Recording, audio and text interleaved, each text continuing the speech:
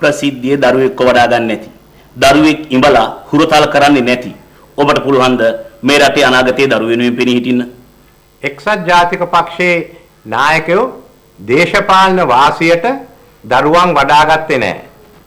මම අගමැති හැටියට දරුවන් වඩාගෙන ඊට පස්සේ කිරිපිටි මිල වැඩි කළා දරුවන් හාමතේ තිබ්බේ නැහැ. මම ඒ කාලෙදී කිරිපිටි මිල පිළිබඳ සහනයක් දුන්නා. මට උවමනා දරුවන්ගේ අනාගතය තහවුරු කරන්නට මිස දරුවන් පාවිච්චි කරලා මගේ අනාගතය තහවුරු කරන්න නෙමෙයි.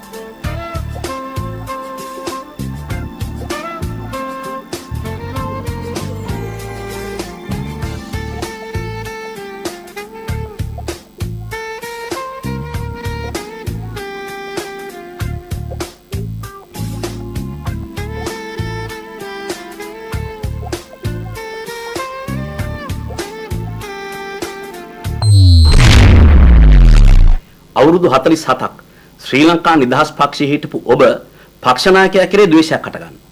දැන් ඒ නායකයාත් එක්ක එයාට විරුද්ධව ඡන්ද ඉල්ලනවා. තමන්ගේම පක්ෂයට පිහියෙන් යන්න ද්‍රෝහියෙක් ඔබ. මේ කොහෙත්ම නායකයන් ද්‍රෝහීමක් නෙවෙයි, මේක ප්‍රතිපත්තිමය කාරණයක්, පොඩ්ඩක ප්‍රශ්නයක් නෙවෙයි. බොහොම පැහැදිලිව මේ විධායක ජනාධිපති ක්‍රමය අහෝසි කිරීම සම්බන්ධයෙන් පුළුල් ජනමතයක් දීර්ඝ කාලයක් රටේ තිබුණා. ඒ වගේම පුළුල් වශයෙන් රට මේ සඳහා ඒකරාශී වෙලා තිබෙනවා.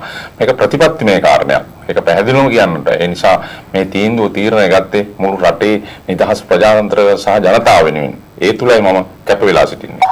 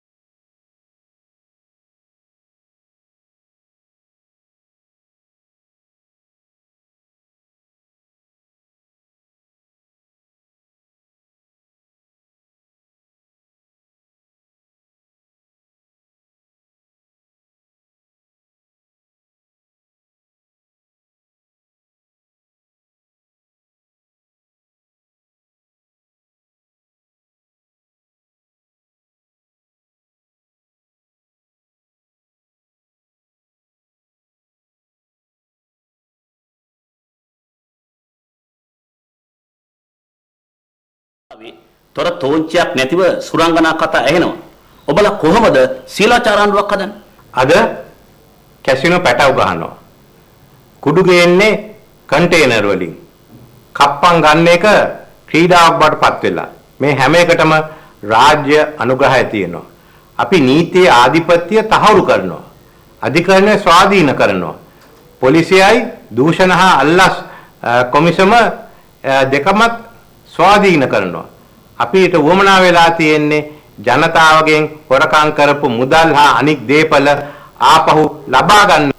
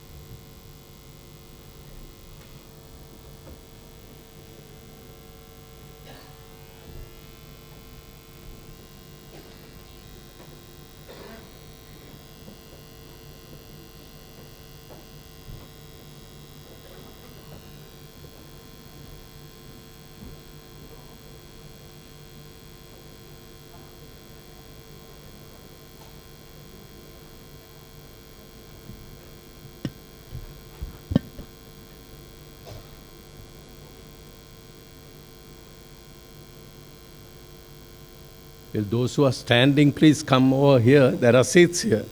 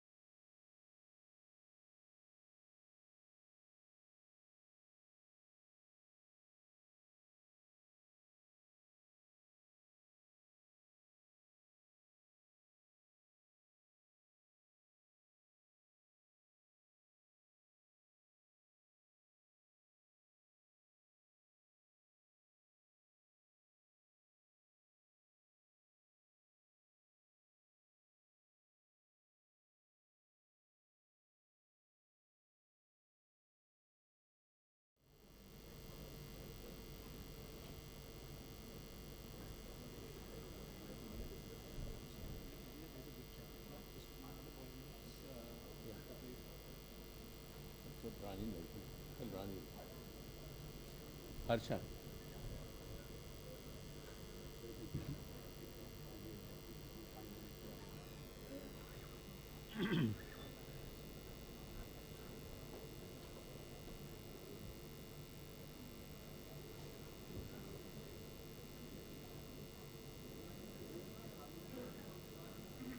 I've been asked just to give 5 more minutes because there is a huge traffic block here, and we'll start proceedings in 5 minutes.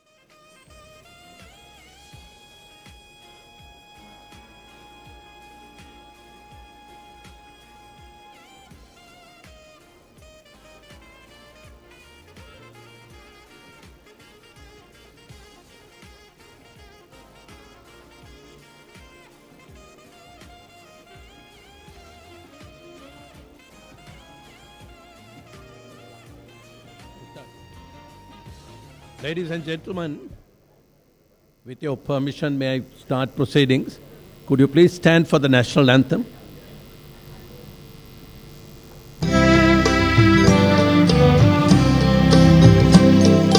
Sri Lanka Mata, Apa Sri Lanka, Namo Namo Namo Namo Mata, Apa Sri Lanka, Namo Namo Namo Namo Mata, Sundara Siri Barini, Surati Ati Sobhamana Lanka, Jana Gana Nikamal Palaturu Kiri Jaya Bhumi Ramya,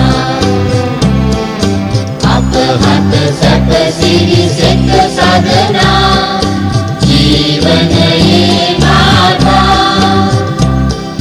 Dili Ganu Gana Apa Bhakti Puja, Namo Namo Mata, Apa Sri Lanka, Namo Namo Namo Namo Mata, Upawe Apa Vidya, Upamaya Apa Satya, Upawe Apa Shakti,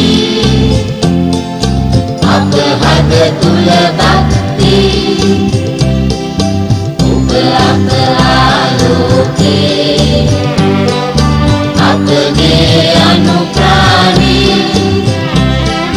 Upa Apa Jivana Ve, Apa Muktiya Upame,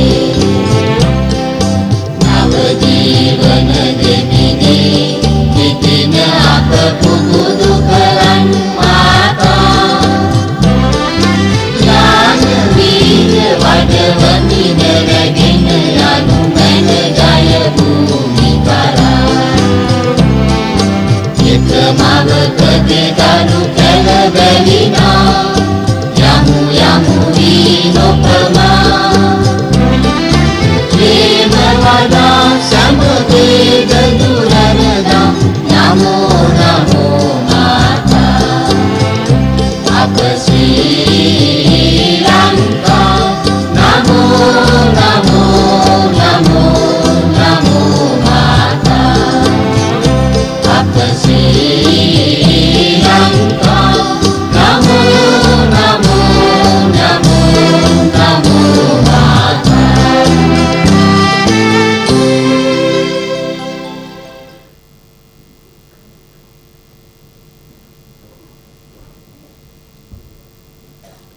Thank you. Good morning, everyone. It's my great pleasure to welcome all of you on behalf of the organizers for this meeting this morning. I also take this opportunity to thank the speakers, the two speakers who will address you today, and the leaders of the political parties that are here for taking their time amidst the busy schedule today to be with you, the business community. May all of you realize that we are meeting today at a profound moment in the history of our country. In 2 weeks' time, you and I and the rest of the voting population of this country will be called upon to make a decision that will have a profound influence on the future destiny of our country. It is not a decision purely of electing a president. It is a decision that has implications on the system of government that you and I want in this country. It is a decision with regard to the independent institutions that this country held sacred, whether we want them restored back. There are greater issues that surround the presidential election this time, and today's meeting is to share with you the thinking of the consensus candidate and the leader of the United National Party, Mr. Ranil Wickremesinghe, on the kinds of issues that you and I have to think about before we cast our vote. I don't think the two speakers need introductions. Mr. Ranil Wickremesinghe, as you know, is someone very familiar to the business community. He is someone who has an impeccable record amidst the contamination that has taken place in the political arena today. One whom his strongest foe will not point a finger and say that he is corrupt. Many of you may have heard in the past some critical as to why the UNP, why Mr. Wickremesinghe is not leading the masses against this government. And I personally have heard him reply saying, there is a time, there is a moment to launch the attack, to launch the reversal of the policies that are presently in force. And we see the wisdom of his decision today. He is also a person who stood by when everyone in the government was saying, where is your consensus candidate? Are you finding difficulty in finding that consensus candidate? He is one person who remains silent, and that is leadership. That is strategy. As to Mr. Maithripala Sirisena, many in the business community may not have met him, may not have seen him except on TV. But he is someone whom we all had respect. In a cabinet of more than 6 people, he is someone who always maintained his dignity, spoke sense, and never faced the accusation of being contaminated with the corruption that really characterizes this government. There are people who have come forward to make the change, and amongst them, we couldn't have found two better speakers to address you. And the seminar, after listening to the two speakers, you will have the opportunity to raise concerns that you have on the business community, for them to explain what their policies will be in relation to the business community and the future of commerce in this country. And I request you kindly to please keep your questions short and to the point, and to make them reveal to you what they think of the future of this country and what their policies are going to be. විත්තවරුනි, අද මා ඉතාමත් සන්තෝෂ වෙනවා සංවිධායක මහත්වරුන් වෙනුවෙන් තමුන් වහන්සේලා සියලු දෙනාම සාදරයෙන් මේ අවස්ථාවට පිළිගැනීමට.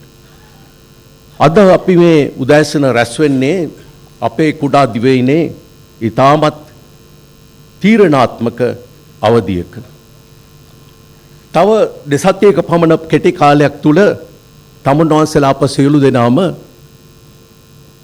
අපේ රටේ අනාගතය, අපේ දූ දරුවන්ගේ අනාගතය, අපේ රටේ ජීවන රටාව පිළිබඳ මහඟු බලපෑමක් ඇති කළ හැකි තීරණයක් ගැනීමට තමුන් වහන්සේලා අපිට අවස්ථාව ලැබෙනවා. එම තීරණය ජනාධිපතිතුමෙක් තෝරාපත් කිරීම පමණක් නොවේ. අපේ පාලන ව්‍යුහයේ කිසියම් වෙනසක් අවශ්‍යද? බලය ඒකරාශී කර ක්‍රියාකාරී ජනාධිපතිතුමා විධායක බල ඇති ජනාධිපතිතුමෙක් තවදුරටත් පවත්වාගෙන යා යුතුද? මෙවැනි ප්‍රධාන මූලික ප්‍රශ්න තමුන් වහන්සේලා ඉදිරියේ එම තීරණය ගැනීමේදී පත් වෙනවා. මේ අවස්ථාවේදී එම තීරණය ගැනීමට බලපාන කරුණු පිළිබඳව වෙනසක් ඇති කළ යුතුයි කියන අයගේ නායකත්වයේ දරන ඒ නායක මණ්ඩලෙන් අපට මීට වඩා සුදුසු කතිකයන් දෙන්නෙක් ලබා ගැනීමට හැකියාවක් තිබුණේ නැහැ. එක් අතකින් තමුන් වහන්සේලා අඳුරන එක්සත් ජාතික පක්ෂයේ නායක, විරුද්ධ පක්ෂයේ නායක රනිල් වික්‍රමසිංහ මහත්මයා තමුන් වහන්සේලා අමතනවා ඇති. ඒකම ඒකාධිපතිවාදයට විරුද්ධව පිටකොන්දක් ඇතුව පාර්ලිමේන්තුව තුළ කැබිනට්ටුව තුළ නැගිටින්න ශක්තියක් තිබුණු මෛත්‍රීපාල සිරිසේන මහත්මයා අපේ පොදු අපේක්ෂක තමුන්වහන්සේලා අමතනවා ඇති. ඉන් පසුව අපිට අවස්ථාවක් තිබෙනවා තමුන්වහන්සේලාගේ ප්‍රශ්න වලට පැහැදිලි කිරීම වලට අවස්ථාව ලබා දීමට. එය ඊතා කෙටියෙන් සංක්ෂිප්තව ඉදිරිපත් කරන ලෙස මා ඊටමත් කරුණාවෙන් ඉල්ලා සිටිනවා. මේව රැස්වීමේ කටයුතු ආරම්භ කිරීමට මා ප්‍රථමයෙන්ම ගෞරවයෙන් ආරාධනා කරනවා අපේ පොදු අපේක්ෂක මෛත්‍රීපාල සිරිසේන මහත්මයාට තමුන්වහන්සේලා ඇමතීම කැන්.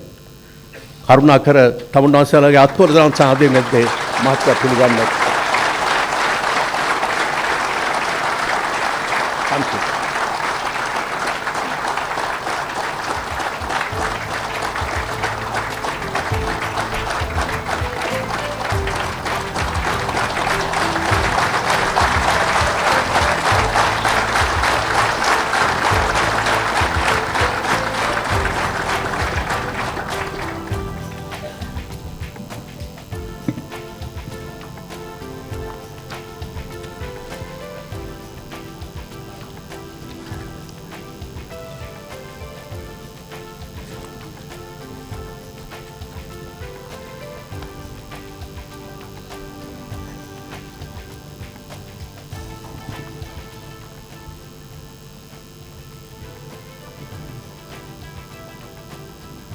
තමුන්වහන්සේලා සියලු දෙනාටම සුබ උදෑසනක්.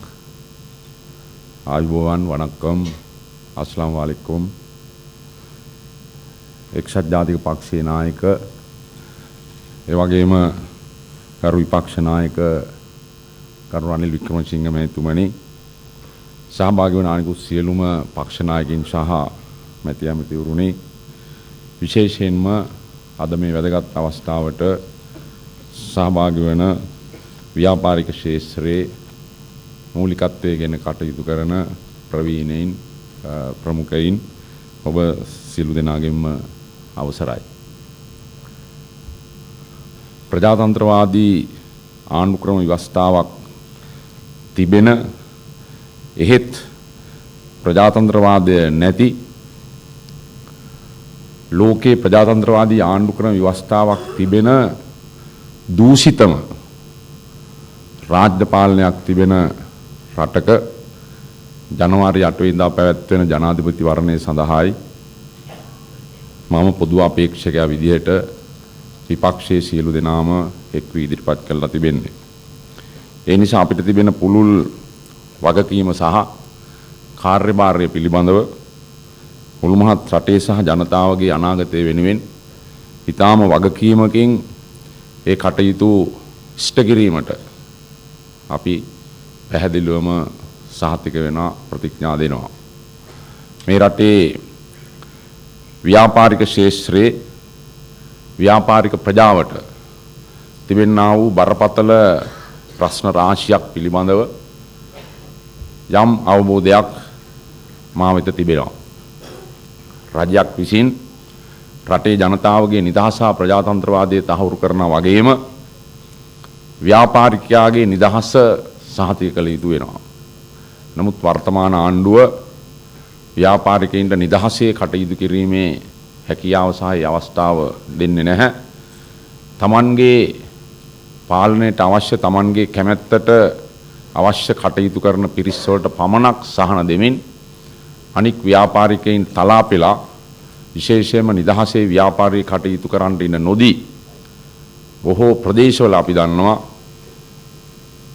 කප්පම් ගැනීම බලහත්කාරයෙන් මුදල් ගැනීම පවා මේ ආණ්ඩුවේ පිරිස් විසින් ඉටු කරනු ලබන ඊටාම පහත් ක්‍රියාවක් බව තමුන්නාන්සලා අපි දන්නා වූ කාරණයක්.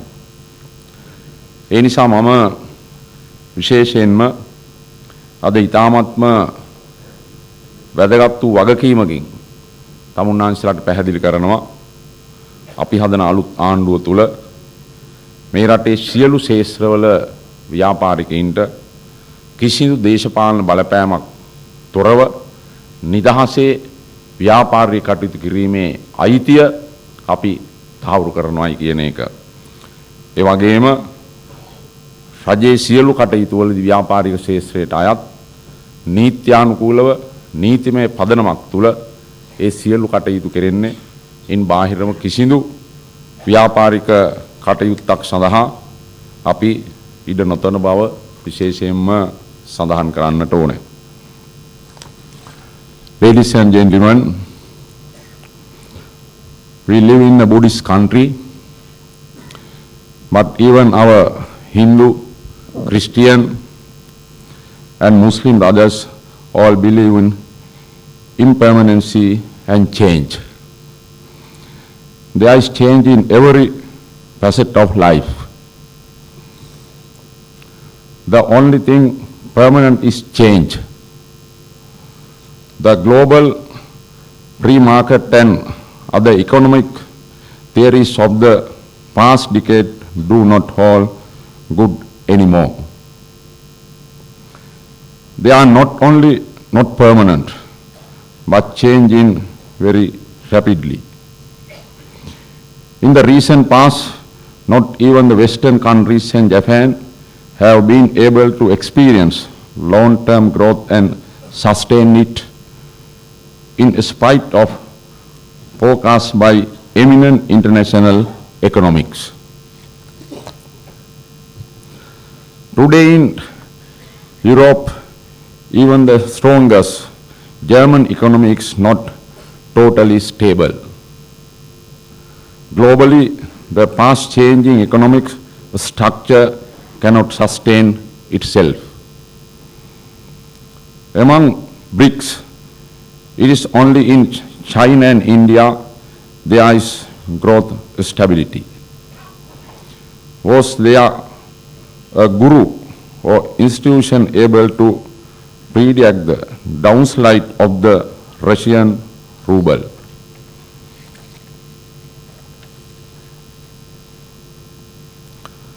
Neither OPEC nor any other international oil guru or super economics was able to see or predict the oil price crisis now enjoyed by masses the world over, but stressing and shaking the global economy. It is in these circumstances and background that we have to look at our own economic growth and sustainability. Today, therefore, we welcome all of you to interact, discuss and brainstorm about change for growth and development for employment in Sri Lanka. The Rajapaksa clan adversely blind rushed development of infrastructure. They may have investment in several unwanted white elephant projects and encourage mammoth debates and youth interest and also rapidly mortgage our future generation. It is true. I and others were also in the cabinet, but these decisions were all made by the Rajapaksa clan high-handedly and bulldoze even without table at cabinet. The poor rural people and even urban people have no use for highways, high-rise buildings, new ports, airports, casino, upmarket nightclub and proscribed drugs. Eminent professionals of our common parties with brilliant track records fear that the economy will soon collapse and up in the ICU of the Treasury, intensive care unit.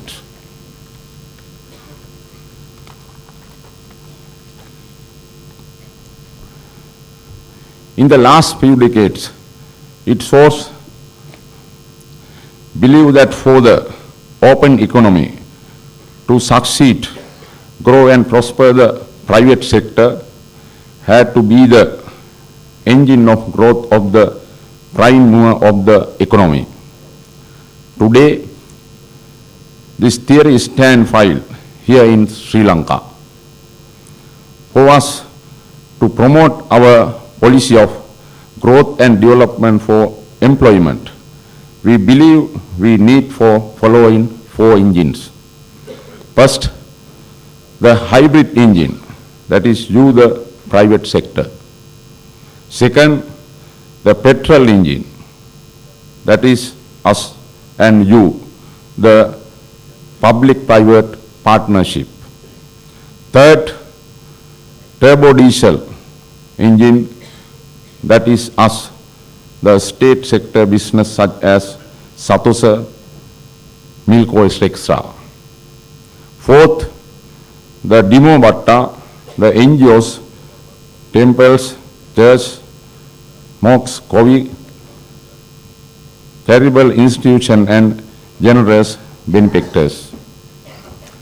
Most NGOs have for long years contributed meaningfully to raise the standard of our low income or no income rural population. Their work is focused on improvement rural agriculture, health, education and import substitution. They have also trained hundreds of our urban and rural youth in motor and other technologies. The Rajapaksa government not only unfairly and high-handedly grounded most NGOs, but some were even humiliated, family treated and banished. It is well known that NGOs do not pay anything up front.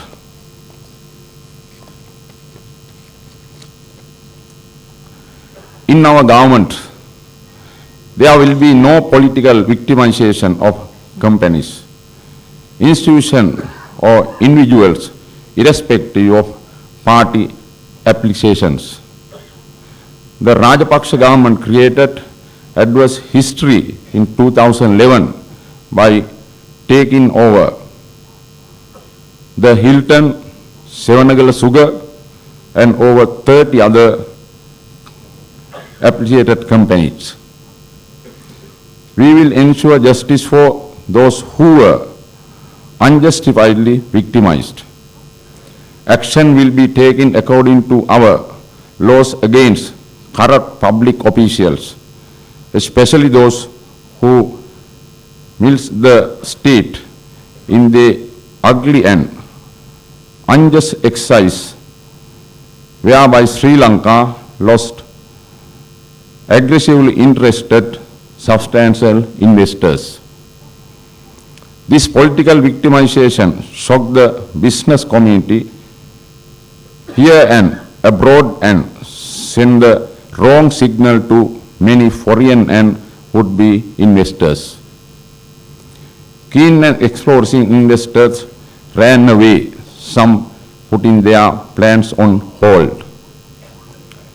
The world spread, investment halted. We will honor all international investment protection agreement our government has signed. In our government, foreign investors need not lobby politicians or public officials to invest in or promote projects. The established institution will have power and authority to expeditiously and professionally access and approve without any political or public officials' interference.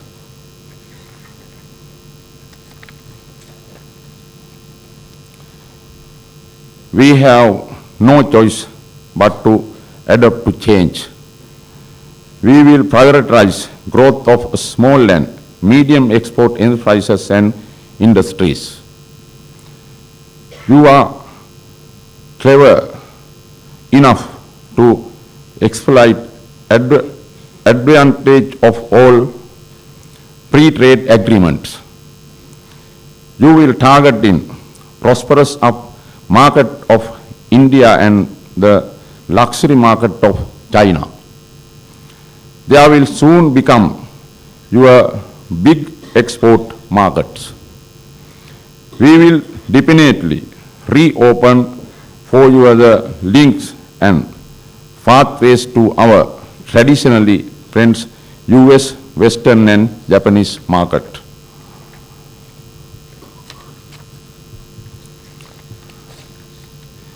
President Mahinda says, if we win, we will divide the nations into two. We want to remind him that he has already divided the country into two. The Rajapaksa clan, the super rich, the luxurious masters, drugs, ethanol, stock market, casino, mafia kingpins, comprising less than 0.05% of Sri Lanka.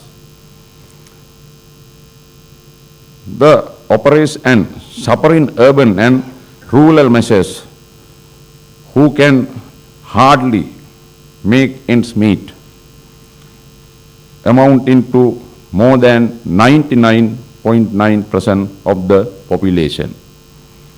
This is how and what happened in Tunisia, Egypt, Libya, Syria, Iraq and other banana republic which triggers off the Arab Springs.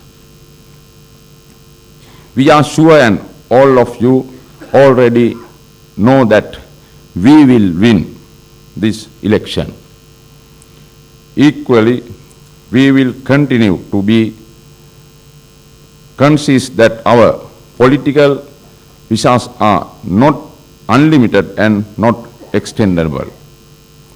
Therefore, within our limited political life, we are determined to serve precisely, honestly and personally for our nation's growth and development for employment. We are with you. Are you with us? Thank you very much. Istuti Srinivasanath.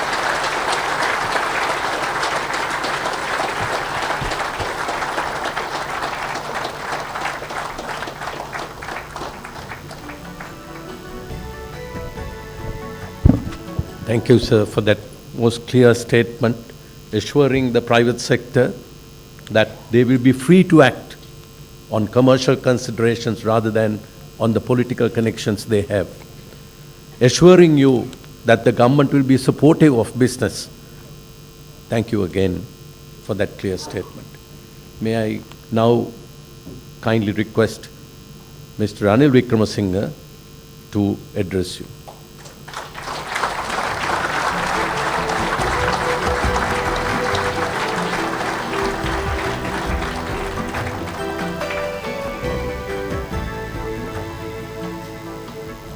Honorable Maithripala Sirisena, the common candidate, members of parliament, members of the business community. I don't know whether you like to be called the captains of industry, but I thought anyway, refer to everyone as the member of the business community, friends, invitees. Last week, you listened to Moses. He didn't come down from the mountain, but he came over the satellite. And he told you, money is the god of our times, and Rajapaksa is his prophet.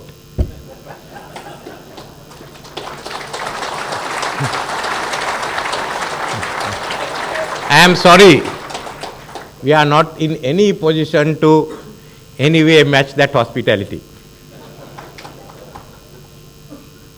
Anyway, I hope you all enjoyed yourself, because that's all from the money that you all had to pay upfront to get your jobs done. I'm sorry that we could only give you a cup of tea or a coffee and a few sandwiches, but I think that will suffice for another hour or so. Anyway, let me start. I won't start about the momentum, but there is no momentum. But let me give you my impressions of the Satake economy. Not exactly mine, but what was said by Razin Sali, may the BBS bless him. To be sure, the government's headline economic numbers are exaggerated, as many serious observers have pointed out. But this masks something more alarming. Post-war growth is debt-fueled and driven by an expanding, inefficient public sector, not by productivity gains. A borrowing spree finances fiscal largeness and increased reliance on volatile international capital markets for debt financing. This is not Ranil Wickremesinghe. Highly interventionist macroeconomic policies favor subsidized and loss-making domestic industries. Trade protectionism has increased. Competitiveness has declined and foreign investment is stagnant. Infrastructure projects have had massive cost overruns. Meanwhile, the defense budget has increased and the military has diverged into business activities. There is widespread perception that benefits of growth have accrued disproportionately to those with privileged political access. The Rajapaksa slant on foreign policy runs directly counter to Sri Lanka's global economic interests. The US and the European Union accounts for 2/3 of Sri Lankan exports. Sri Lanka has everything to gain from close economic relations with India, particularly with the 4 states of the neighboring south that constitutes a market of 300 million people. Now this is what Razin Sali says and what many of us agree with. Is shown by the facts. Today in the Global Competitiveness Index 2013-2014, Sri Lanka is number 65. Good news for you, we have overtaken Rwanda, which is number 66. We were generally better than India, but India is number 60 and China 29. In the World Bank Group Doing Business Index 2014, we are 99. Number you can't forget. This is what we are. It's in this background that a new government under President Maithripala Sirisena, both a 100-day government and a new government that be elected after Parliament, would have to look at the strategy. And one thing new is that the 100-day government, transition government, will be an all-party government. And then we are prepared to give something that you want. After the next elections, the party with the largest power will have the Prime Minister, who will be in charge of government business. And the party that comes second will not have the post of the Leader of the Opposition. I have held that for too long. We'll make him Deputy Prime Minister.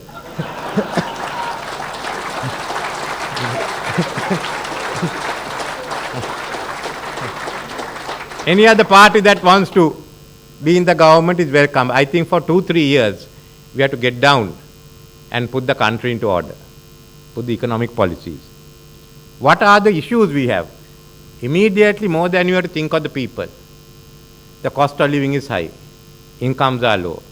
But that's one of the issues that we have to tackle, because there's a slowdown in aggregate demand. That's what's happened to our economy. We have high indirect taxation, high consumer debt, and gold prices have come down. Personal loans, which were 705 billion rupees, are now down to 630 billion rupees. Hire purchase and pawning, which is the highest factor among them, has come down from 335 billion to 200 billion. So this is the background in which we have to operate. There are some people asking, why are you giving 5,000 rupees? How are you going to manage? Well, he promised 3,000, everyone applauded it. We are just giving 2,000 more to make the 5,000. But we have to boost government sector incomes. as a means of combating the slowdown in aggregate demand. It's a one-shot enterprise effort which has to be done. And secondly, we have also come out with certain proposals regarding pawning, because the central bank will have to refinance pawnbroking. Then that way there will be money in the market, the demand will go up, at least by Sinhala New Year time, together with the paddy prices being increased. There is a short-term strategy of kick-starting an economy which has stalled, and which many of you know who are in the retail sector know that things are not moving. So first let's get things moving. That's how we look at the first part of it. What have we got here? We are talking of all this low inflation, low income rate. Do you know that we have we are the lowest revenue growth collection in Asia? We have 5.6% of the GDP. You generally go between 8.5 and 12% of the GDP. Either someone is not paying taxes or not collecting taxes. Then you come back and say, like you're balancing the books by reducing expenditure. So what are you left with? Today we are spending 1.6% of the GDP on education. Others are spending 3.5 to 5. It should be 6. It's so with health. That's our basic investment. Our most valuable resource are our people. We are not investing there. So we are only doing debt servicing. And we are doing debt servicing basically in a scenario where we have a lot of short-term debt. That is the problem that we are having. So let's start tackling the revenue issue. Let's find ways of paying off the short-term debt and getting into long-term debt, taking the long-term, so that there's less pressure on us to start. And then we are looking at the financial sector consolidation. The government says we are not making enough of a return. So let's consolidate everyone, and then we'll have better returns. But it means less jobs, because there's another part of our policy, which is to increase bank lendings and to have more branches and more personal accounts. If everyone has a personal account, then electronic e-government comes in the payment of your taxes, your electricity bill and others. The other, I have a chart here of the bank lending. The bank lending is not going to the small and medium enterprises. Last year, bulk of the bank monies went to the government sector. So obviously, if you are a retailer and you are wondering why things are not moving, why your goods are not selling, because there is no money in the overall economy. And you have the lopsided revenue collection, where you are collecting about 250 from VAT and excise, but only about 200 billion from the income tax. These are fundamental issues that you have to tackle. And we have to get more and more money into the small and medium term sector. So this is why we put some short term policies which a lot of people are questioning us on. As Mr. Maithripala Sirisena said, Honorable Maithripala Sirisena said, we have to look at that 99.9%. They are our consumer base. Without them, none of us can survive. Unless you are Rajapaksa.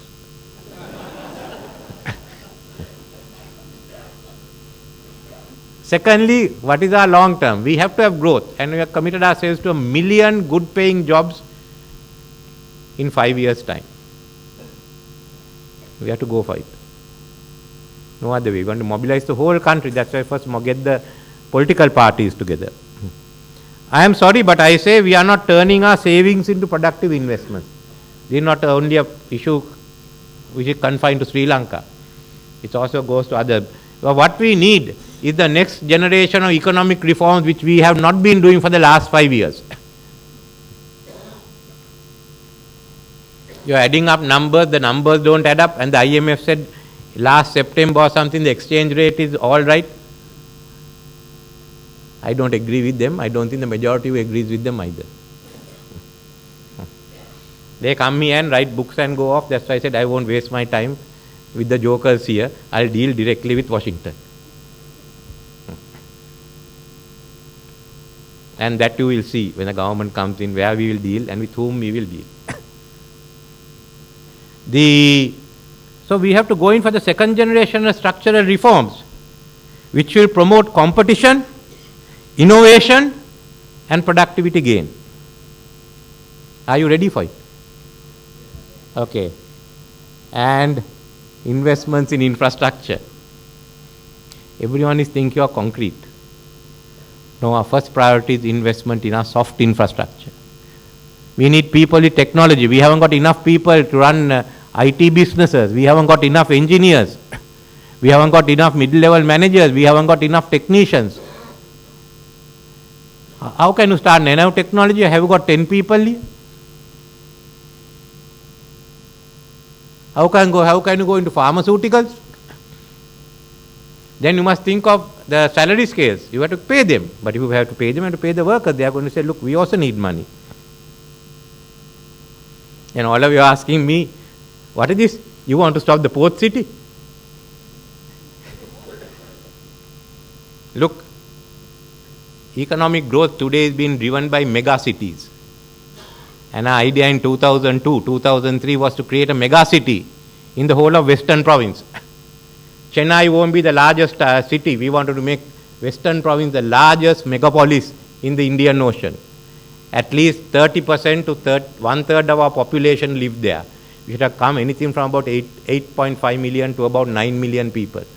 So we got the Singaporeans down and the BOI at that time, the megapolis, we got SESMA down and they gave us the plan. It's not merely infrastructure, it's the economic plan. How do cities drive growth? How did the big megapolises come? If you don't have that, you won't have growth. Just as much as we went for Mahaveli last time, this was the big one. And we worked a plan out. It was not implemented. Things were taken in parts and done here. But that is not megapolis. There was an idea when Fort gets full that we will fill the part of the sea up and develop. That was to be a later stage that came early as the port city. But we have two criteria, which is also in our manifesto. You must pass the environmental, you must have the environment impact report, assessment, and the feasibility study. If no project has that, we will stop that and we will review the whole thing and then decide what has to be done. In the case of the port city, when I asked for the environment impact assessment and the feasibility, the government has so far not given it. They promised, they said there will be a lorry load of it. I am still waiting for the lorry to come. So that will be treated like any other thing, but that's just one part of it. And certainly there was something to do with around the Independence Square, but we didn't pay much attention, and certainly we didn't have hopper boutiques there for that time. I think the place where we got our independence is more sacred than running a hopper boutique or two.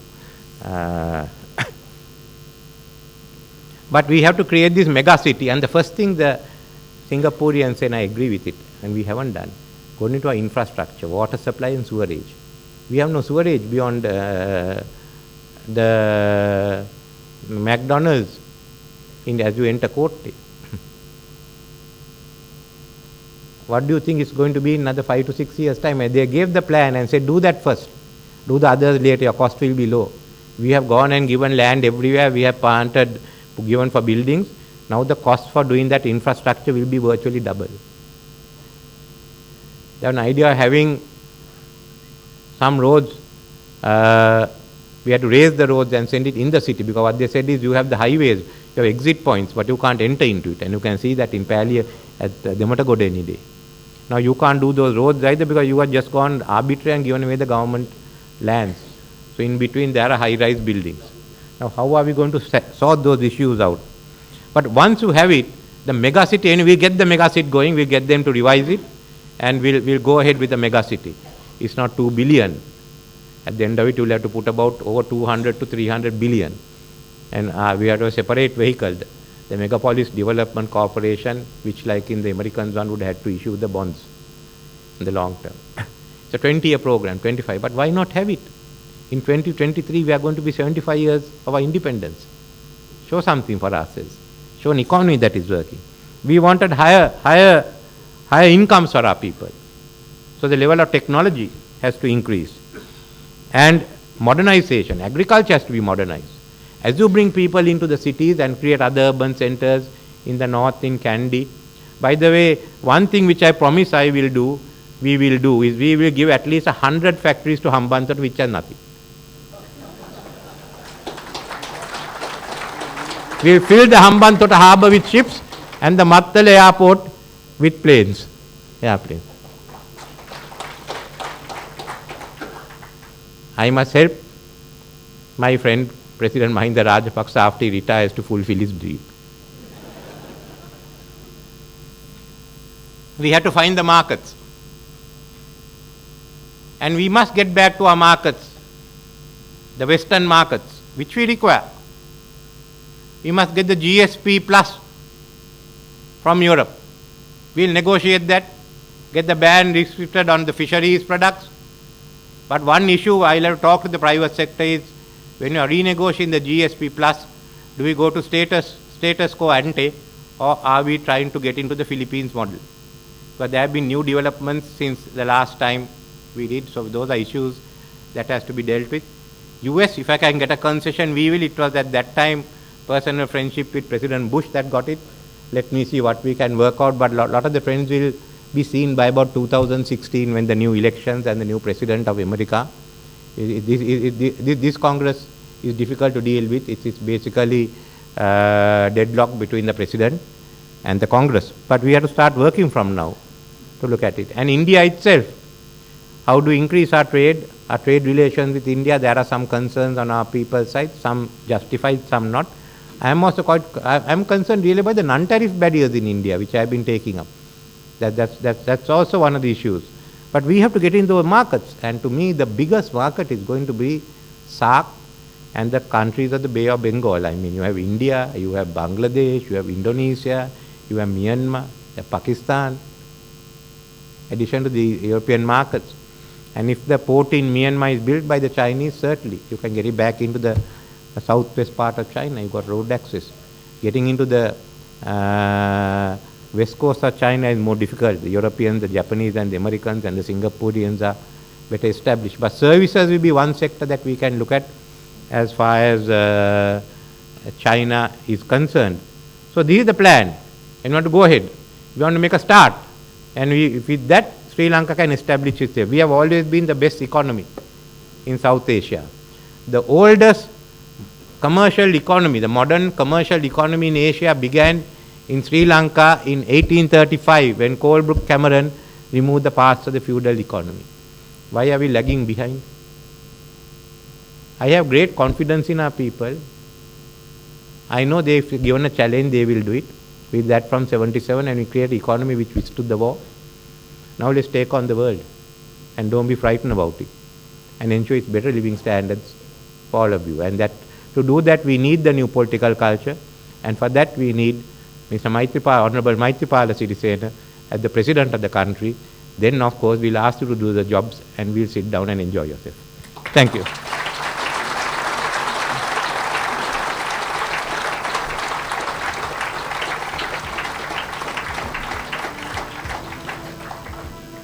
Thank you very much. That was vintage Ranit. And I think you had a leader who understands history, who understands the future, and who has a vision for the country. I think there is no vindictive tone in any of the messages that were brought forward to you. It's a government that will change the course of the country, bring back the values that we had, and bring back competitiveness into the country. We now come to the question and answer session, and I have pleasure in inviting the two speakers to the podium. And there are pieces of paper which will be with the ushers if you don't want to raise the question yourself. There are also roving mics which the ushers will bring to you. Please keep your questions short and to the point so that we can field as many questions as possible. ඊළඟට අපි ප්‍රශ්න සහ අදහස් නැගීමේ අවස්ථාවට න්‍යාය පත්‍රයේ තිබෙන්නේ. මා ආරාධනා කරනවා කරුණාකරලා අපේ කතික මහතුන් දෙදෙනාට මේ වේදිකාවට පැමිණෙන්න කියලා. මා තමුන් වහන්සේලාගෙන් ඉල්ලා සිටිනවා ප්‍රශ්න ඉතාමත් කෙටියෙන් සංක්ෂිප්තව පැහැදිලිව කරුණාකරලා නගන්න. තමන්ට නැගිටලා ප්‍රශ්න නගන්න අවස්ථාවක් අවශ්‍ය නැත්නම් කොළ කෑලි තිබෙනවා මේ අපේ සහායක මහත්තුරු ළඟ කරුණාකරලා එම කොළ කෑලි වල ප්‍රශ්න ඉදිරිපත් කරුව හැකි. To start with, I have a few questions here already with me.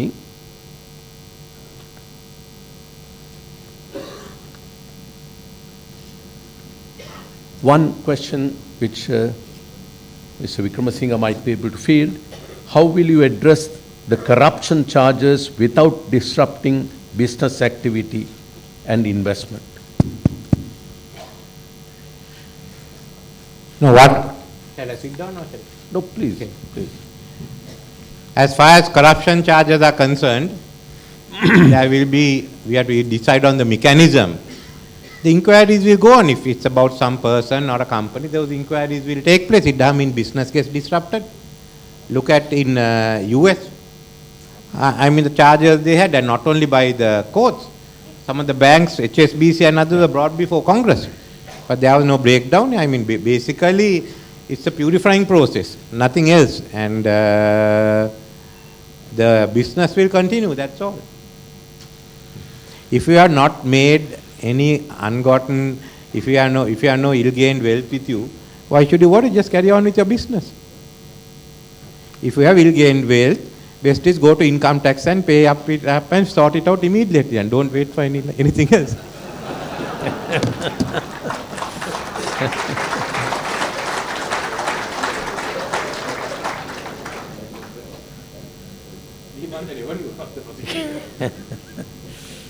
Yeah.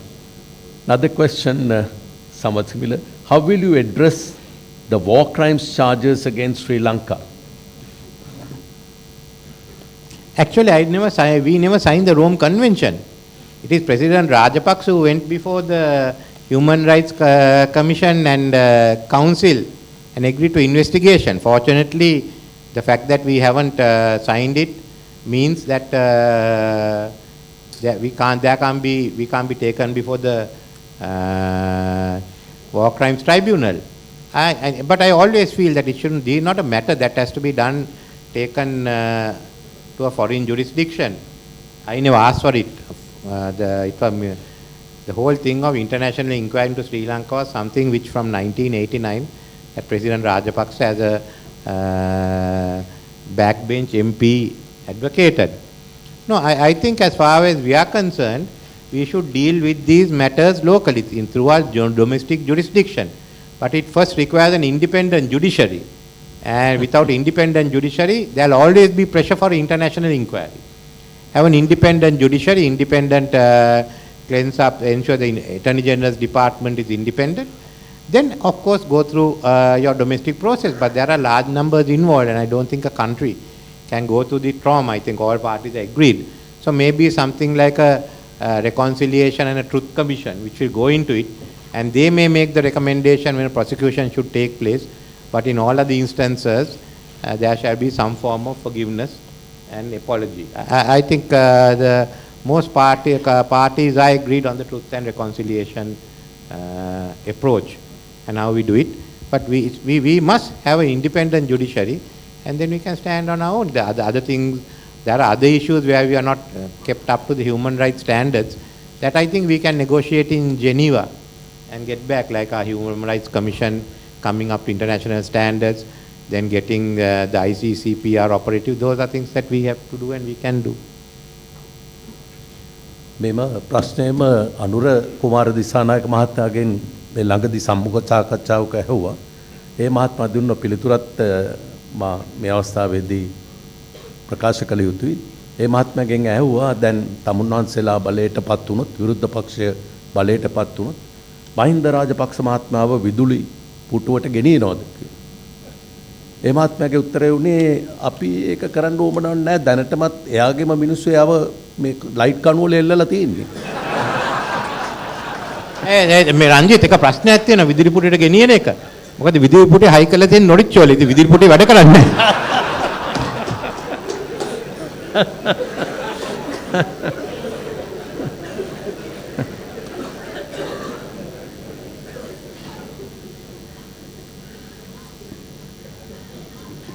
There's another question posed on the same lines.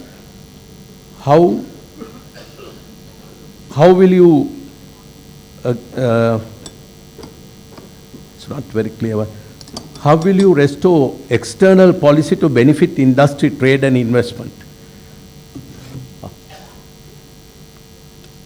If you want to external foreign policy to deal with trade and investment, then you must be friendly with the guys who have the markets. I mean, not for anything else that we kept friendship with the West and went to the extent of getting a free trade agreement, which no one else got, and got the GSP plus. We, as Honorable Maithripala Sirisena has said in his speech, we will restore those relations with the West and with India, and go ahead. We have to remember that all the Asian countries, whether it's India or China, and we are all competing for the Western markets. And our relations with the West has been the longest, longer than even India. I mean, what a lot of people don't realize that in the World War II, it was Sri Lanka that stood by the Allies, not anyone else. And that's something the Americans, British and others have forgotten. And our record of democracy. Why are we blowing this up now? I don't know where the foreign ministry is. If anyone can find the foreign ministry, kindly let us know.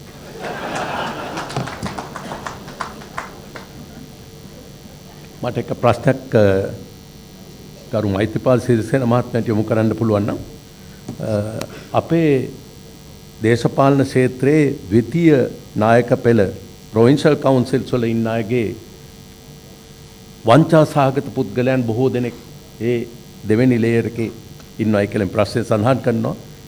ඒ ගැන තමුන්වහන්සේ කටයුතු කරන්නට අදහස් කරන්නේ කොමන විදිහටද කියලා. ඒකෙමු වංචා සහ දූෂණ සම්බන්ධයෙන් provincial council වල කියලා හිටන් වෙනම විශේෂයක් නැහැ. පාර්ලිමේන්තුවද, පළාත් සභාවද, පළාත් පාලන ආයතනද, දේශපාලඥයෝ නොවන රාජ්‍ය නිලධාරීන්. ඒ කාටත් රටේ තියෙන සාමාන්‍ය පොදු නීතිය යටතේ නීතිය ක්‍රියාත්මක යුතුයි. ඒ කිසිම කෙනෙකුට අපිට සමාවක් දෙන්න පුළුවන් කමක් නැහැ. දිය හැකි ඉහළම දඬුවම් පමුණවනවා අනිවාර්යෙන්ම මේ රටේ දූෂණයෙන් තොර රාජ්‍ය පාලනයක් සඳහා.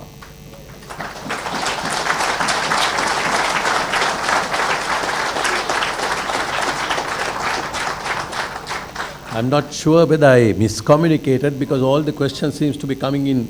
Then no one wants to raise a question. Please. Yeah. Hello, Mr. Wickramasinghe, will you confirm whether you will continue with the investigations you instigated against Mrs. Kumaratunga in your last tenure as Prime Minister?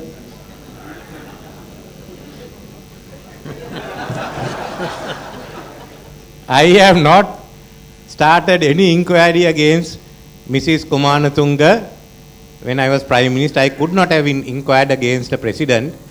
Anyway, as a rule, I don't go to inquire against friends, even if the friends forget me sometimes. Anyway, I count President Rajapaksa also as a friend of mine. I take it from your answer that you're not going to investigate her. I didn't start it, so I won't initiate anything new. Any others? පොඩස් මට සමා වෙන්න ඕනේ. Oh.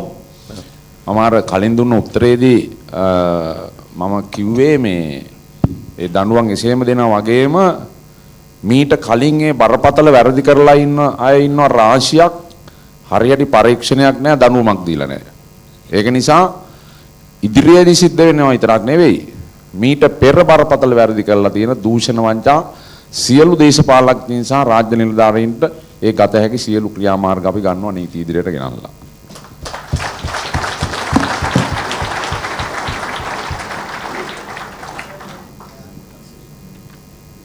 Yes. But there's someone there at that corner. Yes, please. Just a second. Yes. Yep.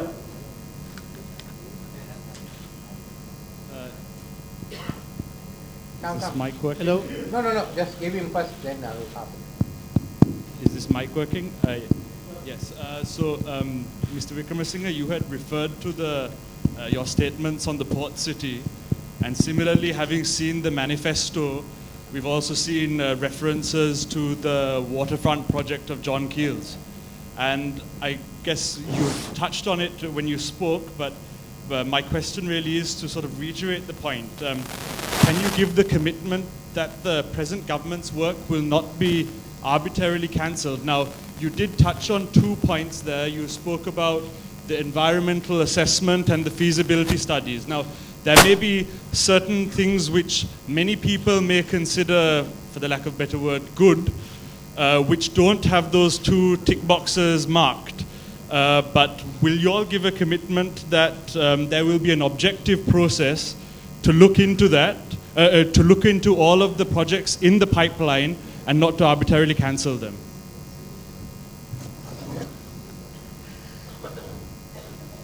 Well, I can't tell you that we are going to continue everything the Rajapaksa regime has done.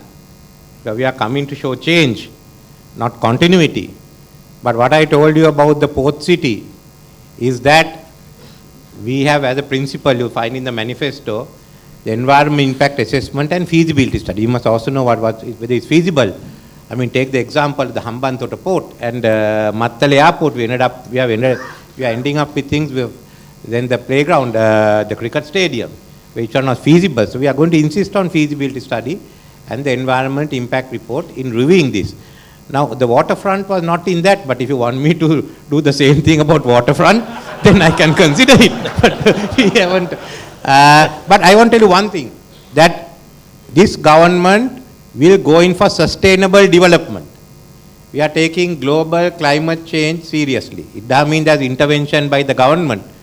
But I think we can be, and we should go green, as we have, my party has always been that. And actually, Mahesh Samalian has done the same thing with his own businesses, being very environmental friendly. It's a need, it's coming up. So we will have a big role to play. And remember, sustainable development also gets you good financial assistance when you are no longer a low-income country, and that adds to your balance of payments.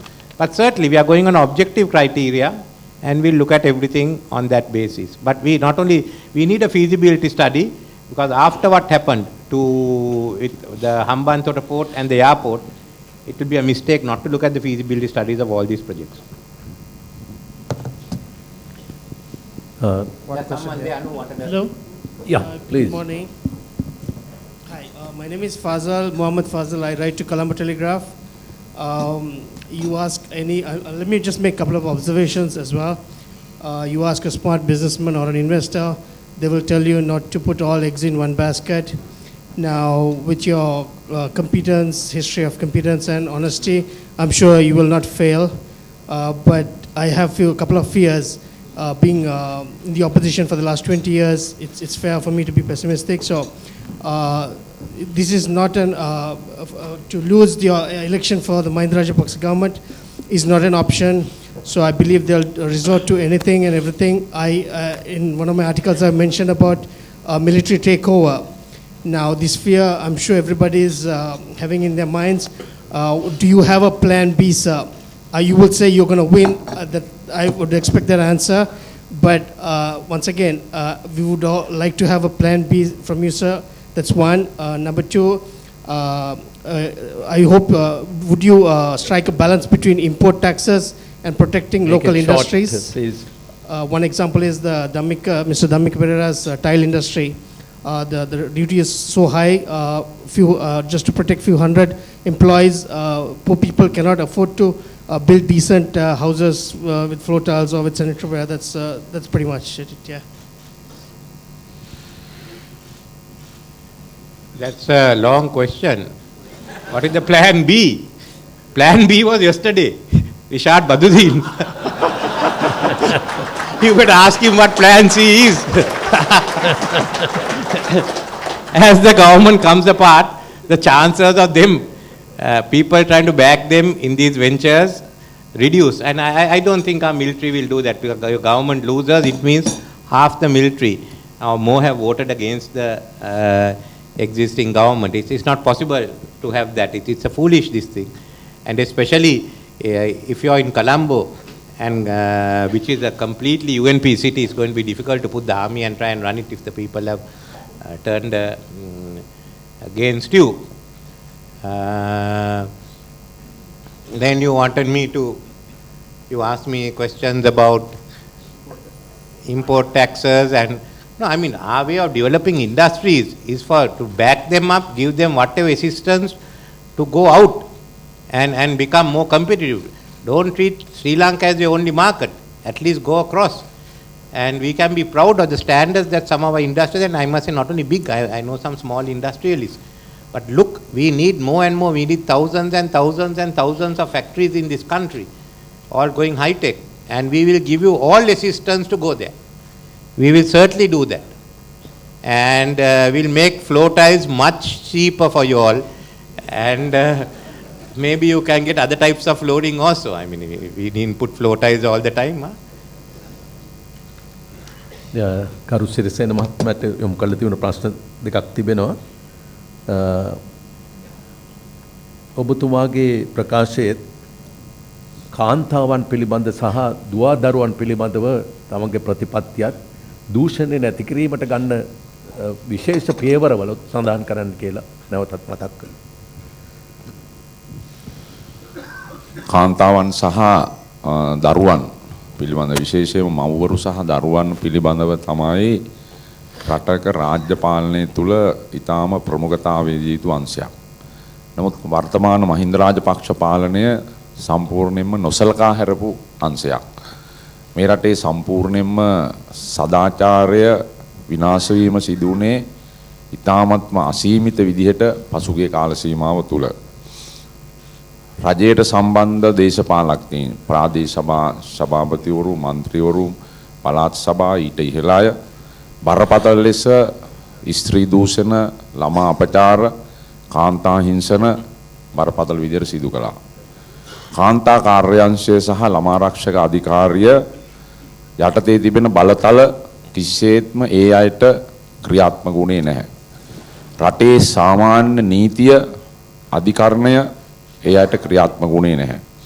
එවැනි බරපතල වැරදි කරපු අය සම්බන්ධයෙන් කිසි කෙනෙකුට විරුද්ධව නීතිය ක්‍රියාත්මක වෙලා දඬුවම් දීලත් නැහැ.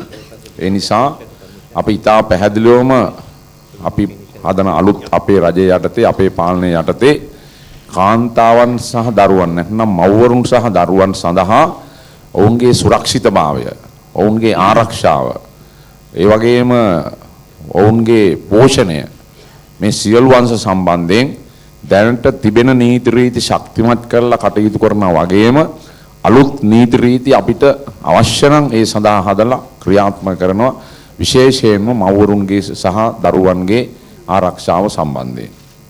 මම කැමති එකක් මෙතනදී සඳහන් කරන්න. මොකද අද උදේ ගිය අවුරුද්දේ මම පත් කරා විරුද්ධ පක්ෂයේ නායකයා කොමිසමක් කාන්තා හා දැරියන්ගේ හිංසනය පිළිබඳව. ඒ වාර්තාවද බාර දුන්න අපිට. ඒක පාර්ලිමේන්තු ඉදිරිපත් කන්දේ රෝසි සේනායක මන්ත්‍රීතුමා, කරු ජයසූරිය මහත්මයාත් හිටියා. එතන කියන්නේ මේවා ක්‍රියාත්මක කරන යන්ත්‍ර නියුමනයි කියලා. මෙතුමා කිව්ව එක හරි. දැන් මෙතන කියලා තියෙන්නේ ගිය අවුරුද්දේ ස්ත්‍රී දූෂණය ගැන පැමිණිලි 2700ක් තියෙනවා. නඩු දාලා තියෙනවා 7කට. නෑ අනිත් එක මේ මහින්ද චින්තනය. කාන්තා කාර්යාංශය සහ ළමා ආරක්ෂක අධිකාරියේ සභාපති විරුද්ධයට හැම වෙලෙම පත් කරන්නේ දේශපාලන පත්වීමක්. දේශපාලන හිතවත්කමක් තියෙන කෙනෙක් තමයි මේ දෙකේම සභාපති විදිහට පත් කරන්නේ.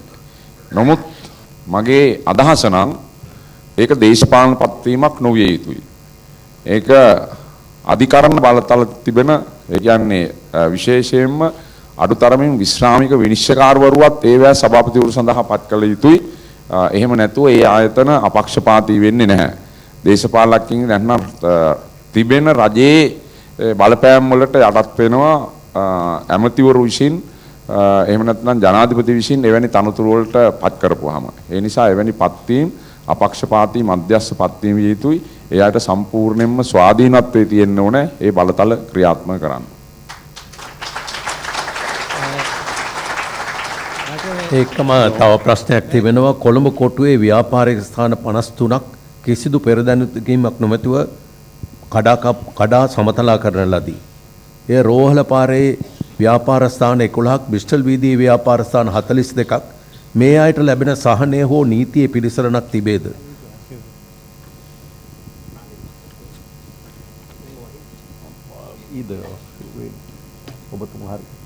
පේතුරු තුදුවේ ඉඳන් දෙවුන්දර වෙනකම් මේක සිදු වෙනවා. කොළඹ විතරක් නෙමෙයි කොළඹත් සිදු වෙනවා. මම කොළඹ മന്ത്രിවරයෙක්. මම හිතන්නේ මෙතුමත් එකඟ වෙයි. සාමාන්‍ය ප්‍රතිපත්තියට තියෙන්නේ තමන්ගේ වාසස්ථාන, තමන්ගේ ව්‍යාපාරික ස්ථාන නැති වුණා නම් අපේ ප්‍රමුඛත්වය දෙන්නේ එතෙන්ට ගිහින් ආපහු තියන්න. ඒක කරන්න බැරි අවස්ථාවක් තියෙනවා. එතකොටයි බලන්න ඊළඟ පියවර කුමක්ද කියලා. මම හිතන්නේ මෙතුමටත් ඒ ගැන කියන්න පුළුවන්. උදේ ඉතා පැහැදිලිවම අද මේ ඉවත් කිරීම ඒ වගේම ඉදිකිරීම සිදු වෙන්නේ ඒ ප්‍රදේශවල තිබෙන පොදු අවශ්‍යතාවය සහ ජීවත් වන ජනතාවගේ අදහස් විමසීමෙන් නෙවෙයි. ඒ නිසා එවැනි කාර්යයක් කරනකොට මූලිකවම මේ ප්‍රදේශයේ ජනතාවගේ අදහස් සැලකිල්ලට ගන්නට ඕනේ. ඒ වගේම සාමාන්‍ය පොදු මහ ජනතාව ඔය කියන ස්ථානවල ඉන්නේ විශාල ධනවත් අය නෙවෙයි ඉන්නේ. ඊටාම ආර්ථික අමාරුකම් තිබෙන සාමාන්‍ය පොදු මහ ජනතාව ඉන්නේ.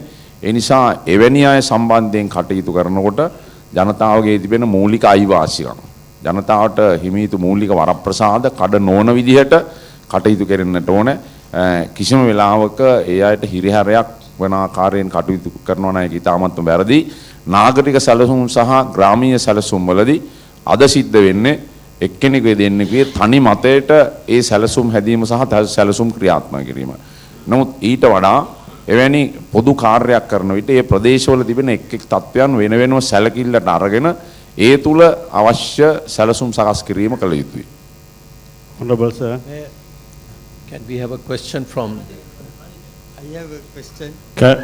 මට මේ අගමැතිතුමාගෙන් ප්‍රශ්නයක් තියෙනවා. ප්‍රශ්නයකුත් සහ ඒකම අදහසකුත් මම කතා කරන්නේ මේ මම ඇත්ත පත්තරේ හිටපු කතුරු නමුත් මම ඉතින් අයින් වුණා පක්ෂයේ ප්‍රතිපත්තිය වෙනස් කරාට පස්සේ මම දැන් ඉදිරිය පත්තරේ වෙනුවෙන් කතා කරන්නේ.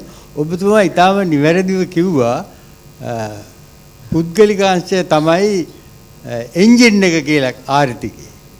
නමුත් මේ එන්ජින් එක කොහොමද ප්‍රතිපත්ති සකස් කිරීම සඳහා සහභාගී කරගන්න කියන එක මම හිතන්නේ ඉතාමත්ම වැදගත් වෙයි කියලා. මොකද දැන් මම හිතන විදිහට දැන් ප්‍රතිපත්ති සම්පාදනයේදී පුද්ගලිකාංශයේ සහභාගීත්වය කොහොමද ලබා ගන්න කියන එක ඉතාමත්ම වැදගත්. එහිදී පුද්ගලිකාංශයේ නියෝජිතයින් සමාන බලතල සහිතව නියෝජනය වන ජාතික ක්‍රම සම්පාදක මණ්ඩලයක් ඇතිවිය යුතුයි නේද? ඒ වගේම ඒක ඉංග්‍රීසියෙන් උත් කියනවා නම් this is about the role of the government. The role of the government will be based mainly on the best principles of good governance, equity, transparency, accountability and predictability. The policy making, in the policy making, the advice should be seek of the private sector by inviting its representatives to join as equal members of the National Planning Council. ඒක පිළිබඳ එහෙම මොකක්ද ඒ පිළිබඳව මේ පුද්ගලික අංශය සහ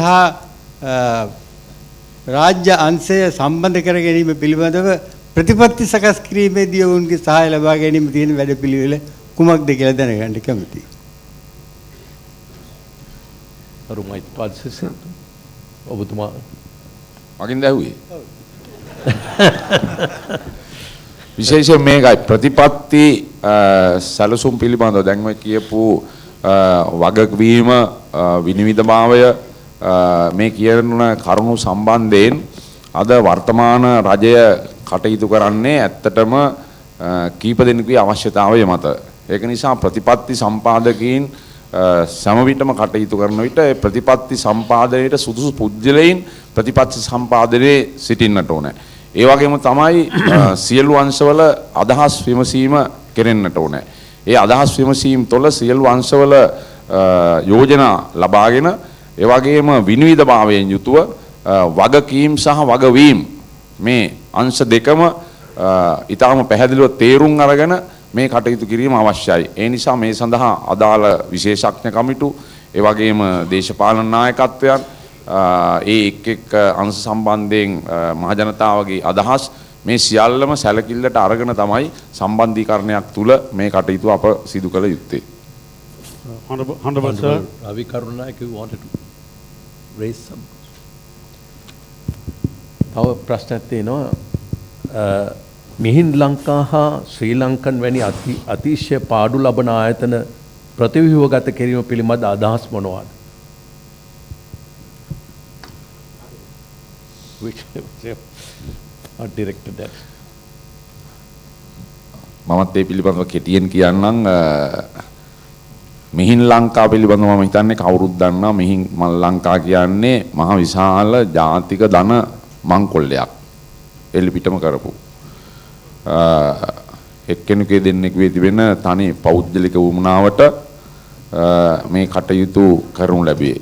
ඉතින් ඒක නිසා ශ්‍රී ලංකන් ගුවන් සේවය සහ මිහින් ලංකා අපි බලයටපත් වුණාම ප්‍රධාන වශයෙන්ම මේවා ඒකාබද්ධ සේවා විදිහට ක්‍රියාත්මක කරලා ඒ වගේම විශේෂයෙන්ම ගුවන් යානා මිලදී ගැනීමේදී උපකරණ මිලදී ගැනීමේදී ඇති වී තිබෙන බරපතල වංචනික ක්‍රියා දූෂණ මේවා පිළිබඳව අපිට සොයන්නට අවශ්‍ය පරීක්ෂණ පවත්වන්නට ඒ සඳහා අනිවාර්යෙන් දඬුවම් දෙන්නටත් අපි විසින් කටයුතු කරනවා. ඒක තමයි අපි මුලින්ම කරන්නට ඕනේ. ඊළඟට මේ සේවාවන් ශක්තිමත්ව අන්තර්ජාතික වශයෙන් විශේෂයෙන්ම ඒ සඳහා විශේෂඥ දැනුම තිබෙන අය මේ අංශවල ප්‍රධාන තනතුරු සඳහා පත් කර ගැනීම අවශ්‍යයි. අද සිද්ධ වෙලා තිබෙන්නේ මේ ගුවන් සේවා ආයතන දෙකේම නායකත්වයේ සිටින්නේ ඒ සම්බන්ධ විශේෂඥ දැනුම තිබෙන අය නෙවෙයි. තමුන්නාන්සලා කවුරුත් දන්නවා රාජපක්ෂ මහත්මයාගේ පවුලේ අය තමයි මේ තනතුරු සියල්ලෙහිම සිටින්නේ. ඒක නිසා මේවා විශාල වශයෙන් අද බංකොලොත් ධනය විනාශ කරන සුදු වලින් බවට පත් වෙලා තිබෙනවා. ඒක නිසා ඒ දූෂණ වංචා සම්පූර්ණයෙන්ම ඉවත් කරන්න ඉතාම අත්‍යවශ්‍ය දේ තමයි ඒවට සුදුසු පුද්ගලයන් තෝරාපත් කර ගැනීම සහ ඒ වගේම අවංක පුද්ගලයන්ගේ පාලනය. ඒ තුල අපි බලාපොරොත්තු වෙන්නේ මේ සේවාවන් ශක්තිමත් කරන්න. Can I add something more to it? In the first half of 2013, foreign direct investment of BOI enterprises in the services sector was $80 million. In the first half of 2014, it is $410 million. The addition being what we have paid for the purchase of the aircraft for Sri Lankan and Mihin Airways, 330 million. Now we have to find a way of how we can repay this without putting the burden on you all through direct and indirect taxes. I think that's the basic issue that we have.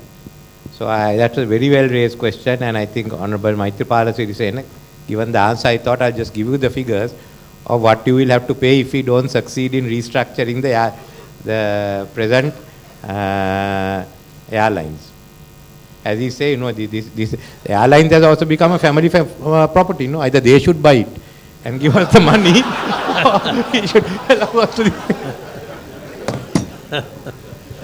Honorable sir, yesterday Honorable Minister mentioned, Honorable Minister Ishad Badruddin, Honorable Ishad Badruddin mentioned about the feelings of the minorities. So I wish to ask you all, in case if an communal unrest rises, how are you going to handle it?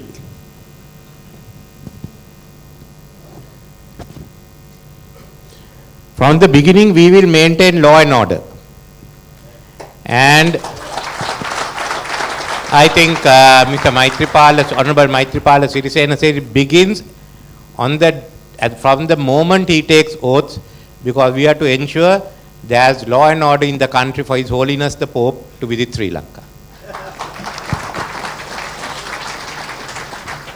Once, as we get together and we try and overcome the divisions of ethnicity and religion, certainly the chances are less, but there will be a few troublemakers who may try it in the first year or so.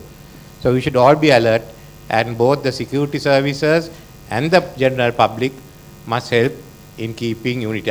Basically, if you look at the people on this platform, who are coming from JHU, to the Muslim parties, to the Tamils, everyone. So for the first time after 1948, we have a chance of getting everyone together. And as Honorable Maithripala Sirisena will tell you, there's also people inside the SLFP MPs who will support once he becomes president. So, but I think we should all make that effort to say that we are Sri Lankans and we are truly Sri Lankans.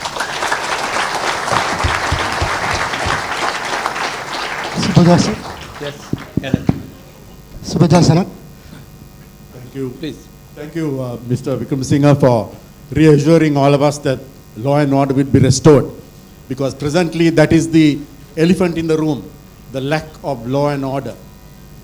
My question is, how do we ensure that the rule of law applies to all, regardless whether a person is, the president, whoever, or the person who sweeps the road? Because if we want to ensure another Singaporean type of governance, that is paramount. First, to correct you, this is not the elephant in the room, it's the lack of elephant in the room.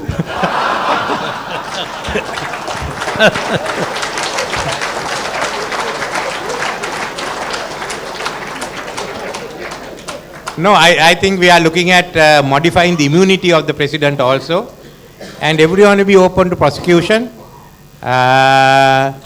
The laws regarding this will be made not by the politicians but by the civil society who is involved with us. Together with your contribution, that has to be there. And everyone should be in according to the law. We are here, no one gets touched, but look at China. How many senior members have been locked up for corruption? And we want to take China as a model. We don't do that. In India, look at the number of ministers who are getting hauled up. In England, a minister for Northern Ireland, Chris Hume, was sent to jail for giving false evidence. So that's this type of. So we have to get back to the rule of law, and that we are committed to. There has to be a rule of law, and that will apply to everyone. One other question, which is, what is your national policy on the stock market? How would you promote foreign investments in the market? The stock market has already taken 2 good chairmen as sacrifice. We have to ensure that there is no question about the stock market, that it cannot be questioned. Until about 2008, there were no question about the Sri Lanka Stock Exchange. I think we should all get in there to ensure that firstly people have confidence in the stock exchange, and secondly we must look at how we are going to expand the stock market. But we have to remember that two people who try to clean up the stock market, the chairperson, Security and Exchange left, and that is remembered by foreign investors. So we have to show that, like earlier, the Securities and Exchange. So we will be looking at new laws on the overall financial markets itself, and the role of the central bank and the role of the monetary board. There will be certainly new laws coming into place to ensure that, firstly, that we have that our stock exchange is above board, and we ourselves have raised issues in Parliament. And secondly, we must also look at the niche markets where we get a name for it. In time to come, part of the hot money will cease as the European economy, I think by 2016 should pick up, and America is doing well. Britain, at some time the monies will start moving back as quantitative easing ceases out there. So you can't just run on hot money alone. So you have to look at niche markets as to the niche areas for in the financial sector, which you will specialize. That's up for all of us to put our heads together and see what is it that we can deliver So you have a big stock exchange in Singapore, and another one in KL, and another one in Mumbai. So how do we fit ourselves into this? In the long term is an issue for everyone to think of, and I'm sure our private sector will not be short of ideas of how it should be done. ඒ සම්බන්ධවම තවත් ප්‍රශ්නයක් තියෙනවා. අපේ අර්ථ සාධක මුදල පිළිබඳ කප්පාදුවක් සිදු වෙමින් පවතිනවා. ඒ ගැන පැහැදිලි කිරීමක් ඔබතුමාගේ ඉදිරි තීරණයක් බලන්න.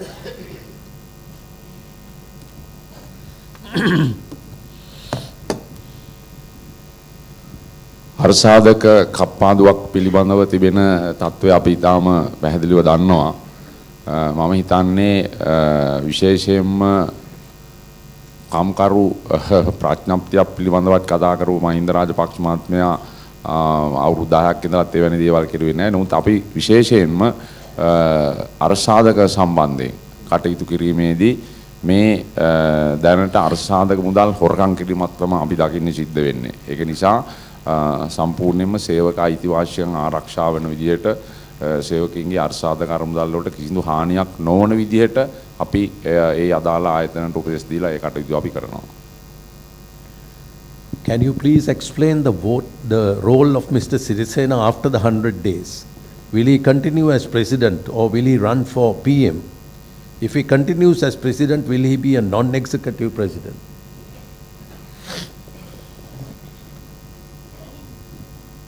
He is directly elected by the people. So we thought, while we amend the constitution to move away from this creation of the Rajapaksa executive presidency, not even what J.R. Jayawardena did, that the parliament can give the current president by law whatever functions he has to perform, because this president is directly elected by the people.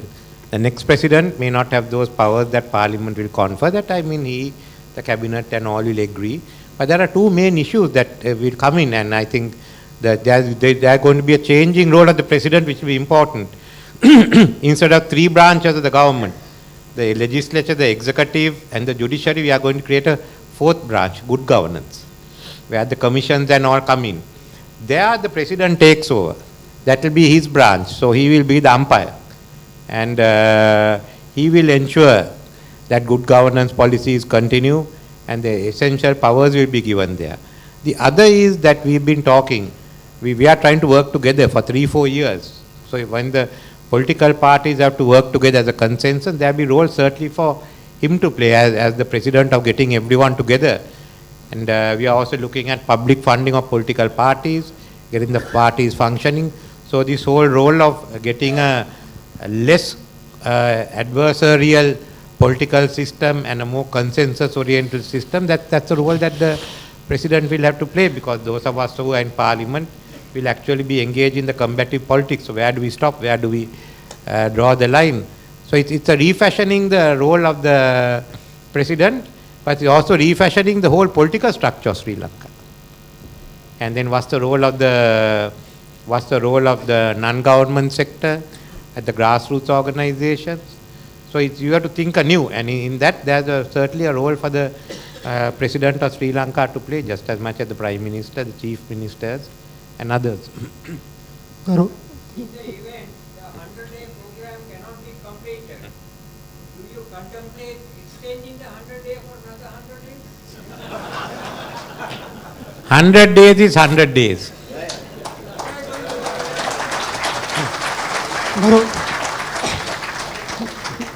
ගරු මැතිතුමනි මේ රජයට පසුගිය වසර 9 තිස්සේ විවිධ වාණිජ්‍ය බැංකු වලින් සහ ආයතන වලින් ලෝකේ පුරා තිබෙන වාණිජ්‍ය බැංකු වලින් අධික පොලි යටතේ විවිධ විශාල ණය ප්‍රමාණයක් ලබාගෙන තිබෙනවා.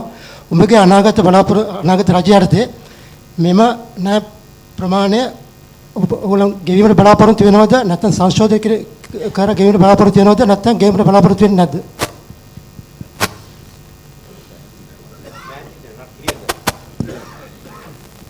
පැහැදිලි මදි ප්‍රශ්නය.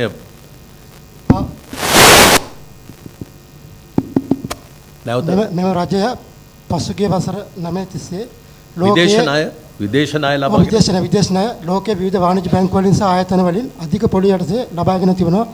ඒ ඔබේ රජයක් යටතේ එම ණය සහ පොලි මුදල ගෙවීමට බලාපොරොත්තු වෙනවද නැත්නම් මේ සංශෝධනය කර ගැනීම බලාපොරොත්තු වෙනවද නැත්නම් ගෙවීමට බලාපොරොත්තු වෙන්නේ නැද්ද? මම සඳහන් කර පරිදි මේ වැඩියෙන්ම තියෙන කෙටි කාලින ණය. අපි මේ කෙටි කාලින ණය ගෙවලා ඒක දීර්ඝ කාලින ණය බවට පත් කරන්න. එතනදී විශේෂයෙන්ම ආර්ථිකයේ ප්‍රතිව්‍යුහය සංශෝධනය කරන වැඩසටහන් ඉදිරිපත් කරන නිසා අපිට ජාත්‍යන්තර මූල්‍ය අරමුදලත් අනික් අයත් කතා කළා ඒ දීර්ඝ කාලීන මේ කෙටි කාලින ණය දීර්ඝ කාලින ණයට පත් කරන්න අපි ක්‍රියා කරන්න කියලා බලාපොරොත්තු වෙන්නේ. මට ප්‍රශ්නයක් තියෙනවා තිස්ස අත්තනායක මහතා විසින් ඊයේ ඉදිරිපත් කරන ලද රහස් ගිවිසුම පිළිබඳ ප්‍රකාශයක් කරනවා. මම ඔබතුමා දන්නද රහස් ගිවිසුම ගැන? මම දන්නවා.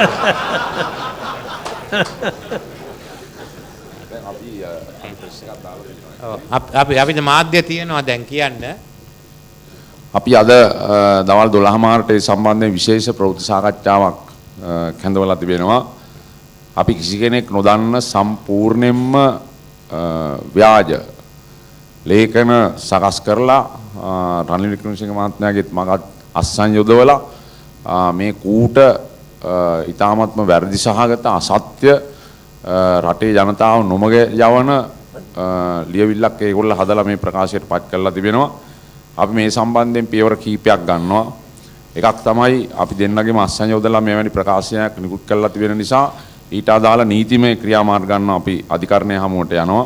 අනිත් පැත්තෙන් මේ සම්බන්ධයෙන් ජනතාවට සෑම අද ඉඳලම ඉතාම පැහැදිලිව කරුණු පැහැදිලි කරනවා. ඒත් එක්කම මම මහින්ද රාජපක්ෂ මහත්මයාට එතනින් පහළයි මට වැඩක් නැහැ.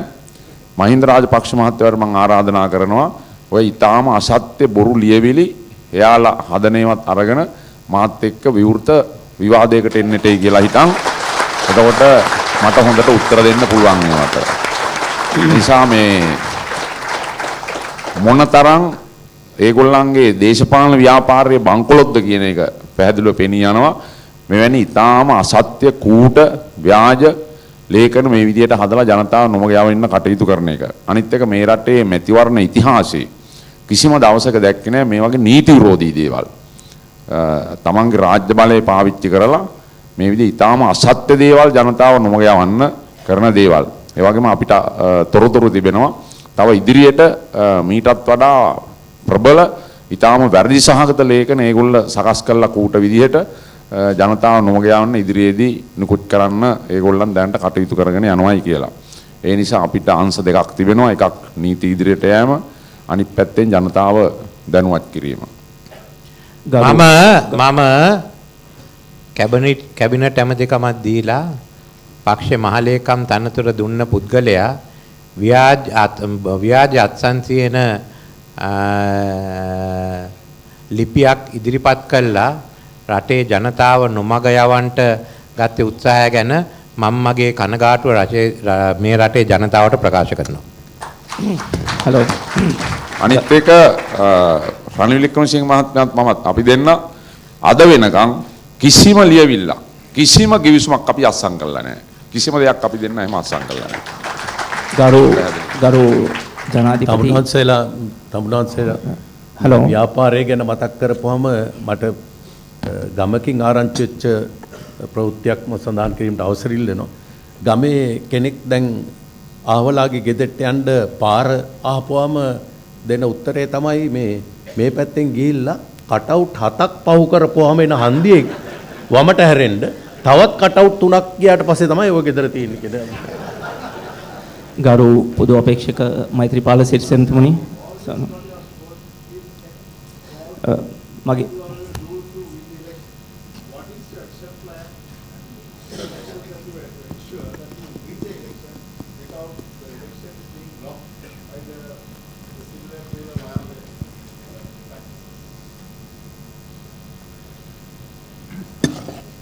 We are making all efforts, but it's not only us. We are asking the general public, all of you, to get people to vote. I don't think there will be like Vayamber type. There may be areas in which they may try to block voters, which are identifying and taking up with the Commission of Elections. I think that matter is being dealt fully by Mr. Karu Jayasuriya, who is heading the committee on the election day arrangements and the election laws. think we'll have one last question. Excuse me. Yes, this sir. ගරු පොදු අපේක්ෂක මෛත්‍රීපාල සිරිසේනතුමනි සහ ගරු හිටපු අගමැති හා අනාගත අගමැති රනිල් වික්‍රමසිංහතුමනි මගේ ප්‍රශ්නය කිරිගොවීන් පිළිබඳ මම කිරිගොවියෙක් වශයෙන් අවුරුදු කිහිපයක් කටයුතු කළා. නමුත් ක්ෂේත්‍ර නිලධාරීන්ගේ අකාර්යක්ෂමතාවය සහ කිසිම සහයෝගයක් නොදැකීම පිණිස සිද්ධ වුණ පාඩුව තමයි මංගාව තිබුණු එළදෙනුම් 38ක් මට විකුණන්න වුණා. අද මගේ ෆාම් එක කැකිරාව ප්‍රදේශයේ තනි කටුගයක් වෙලා තිනවා. සමහර කට්ටිය කියනවා වගේ අර එයාපෝට් එන්නේ නැති ගුවන් තොටුපළ හරි වරායල් නැවෙන්නේ නැති වරායල් වගේ ඒක වෙලා තිනවා. මගේ එකම ආයාචනය ඔබතුමන්ලට කිරිගොවියව නගා සිටුවීමට ක්ෂේත්‍ර නිලධාරීන්ව ඔබතුමා දිරිගැන්විය යුතුයි. අපි ආදර්ශ කරන ආහලපල රටවල් ඉන්දියාවේ රාජස්ථාන් ප්‍රදේශයේ වැඩියෙන්ම කිරි නිපද වෙනවා. ඒක තනිකර කාන්තාර ප්‍රදේශයක්. නමුත් එතන ක්ෂේත්‍ර නිලධාරීන්ගේ සහයෝගය සහ රජයේ සහයෝගය නිසා අද ඉන්දියාවේ වැඩිම කිරි නිෂ්පාදනය වෙන රාජස්ථාන හා ගුජරාත් ප්‍රාන්ත බවට පත් වෙලා තියෙනවා. මගේ තියෙන එකම ආයාචනය ඔබතුමන්ලාගෙන් මට විද්ද ප්‍රශ්නේ අනිත් පොඩි කිරිගොවින්ට විය යුතු නැහැ. මම මේ පිළිබඳව පශු සංවර්ධන අමාත්‍යාංශය සහ පශු සම්පත් අමාත්‍යාංශය කීප වතාවක්ම ගියා. එහි ලේකම්තුමා හම්බුණා. නමුත් කිසිම ප්‍රයෝජනයක් උනේ නැහැ. මේ කඳුරට ප්‍රදේශයට අයත් වන එළදෙනුම් විතරයි ලංකාවට එන්නේ. නමුත් අහල වේලි කලාපයට අවශ්‍ය කරන ඒ જાති එළදෙනුම් එන්නේ නැති බවත් ඒ නගා සිටීමට නම් ඔබතුමාගේ විශේෂ අවධානය මේකට යොමු කරන සෙන් මම යෝජනා කරනවා. බොහොම ස්තුතියි. ඔව් කිරිගොවීන් සම්බන්ධයෙන් ඔබතුමා කියපු කරුණු වලට අමතරව මම කරුණු රාශියක් දන්නවා. විශේෂයෙන්ම දේශීය කිරි නිෂ්පාදනය නගා සිටීම සම්බන්ධයෙන් මේ ආණ්ඩුව තුළ පැහැදිලි වැඩපිළිවෙලක් නැහැ. ඒ වගේම ඔබතුමා සඳහන් කරපු ඔය අමාත්‍යාංශය ඊටාම අකාර්යක්ෂම අමාත්‍යාංශයක්. ඒ තුළ කිරිගොවියා පමණක් නෙවෙයි දේශීය කිරි නිෂ්පාදනය සම්බන්ධයෙන් කිසිම ජාතික සැලැස්මක් නැති වැඩපිළිවෙලක් තිබෙන්නේ. ඒක නිසා දේශීය කිරිගොවියා ශක්තිමත් කිරීම ඉතාමත්ම අත්‍යවශ්‍ය දෙයක්. ඒ ගොවියාගේ ආර්ථිකය වගේ මේ රටේ මව්වරුන්ගේ සහ දරුවන්ගේ පෝෂණය සම්බන්ධයෙන් ඉතාමත්ම වැදගත් වෙන අපේ දේශීය කිරි නිෂ්පාදන ඉහළ නැන්වීම පිටරටින් ගේන කිරිපිටි නෙවෙයි අත්තටම වැදගත් වෙන්නේ මූලිකවම මව් කිරි අනිත් පැත්තෙන් දේශීය කිරි පෝෂණය සඳහා. ඒ නිසා අපේ රජය තුල ප්‍රතිපත්ති වල දේ සම්බන්ධයෙන් පැහැදිලි වැඩපිළිවෙලක් ක්‍රියාත්මක කරනවා.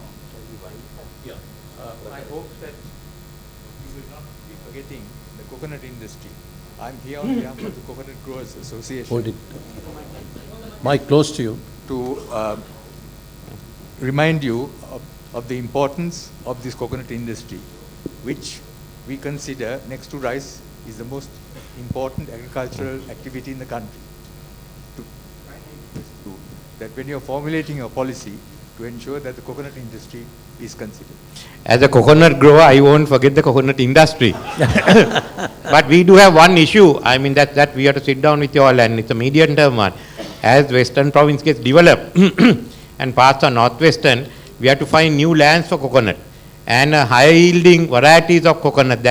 It's a crucial area. That's why we didn't include in the 100-day program, unlike tea or rubber, because we really have to find where are we going to find the new land for coconut. Is it going to be large scale? Is it going to be peasant holding? So we've got to work that and do a shift. You cannot prevent the urbanization of the Western province and parts of Northwest where the best coconut lands are. So we have to have alternate plans to do that and to develop the coconut industry. I think we need to conclude this session. Yes. So this one and that question we finish it off. yeah, with those two questions. Yes, please. Okay, congratulations, Ranil. You have scored a lot of points. My question is, we need growth in a stable policy environment. A lot of discrimination for business in the policies. BOI, non-BOI, outside, inside. So all that should be removed for growth of the business economy. Level playing field. There's nothing more we can give you. Yes, please. This question is to both the presidential candidate and Mr. Wickramasinghe. I know you all have gone into the economy a lot, but you know, you all say the treasury is, the country is bankrupt, and we are, in fact, the presidential candidate himself said it will take thousands of years to repay all these loans. Could you briefly be specific and say how you will overcome this huge debt burden in the shortest possible time? First, as I said, we'll convert the short-term debt into long-term debt. Secondly, let's go to double our GDP within the next 8 years. If you do that and then you aim to double it again, I think you can double it in less than 8 years on the second round. So as your GDP goes twofold, fourfold and eightfold, you have to, that's the way. So you have to expand, that's all. I think that's it then. Thank you all for the most interesting session. I think I'll call upon Mr. Iran Vikramaratne to make some concluding remarks.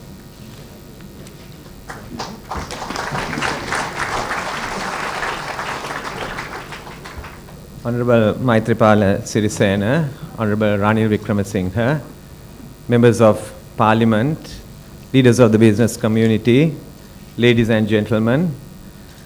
I'm going to make concluding remarks, not try to summarize what was said because it was quite comprehensive. I think contrary to what some people believe, the economic regime presently in power lacks trust, stability, and sustainability. If you look at the immediate period after the war, growth was maintained basically based on an import strategy. There were a few sectors that grew, and that was imports, that was transport related to imports, and that was construction.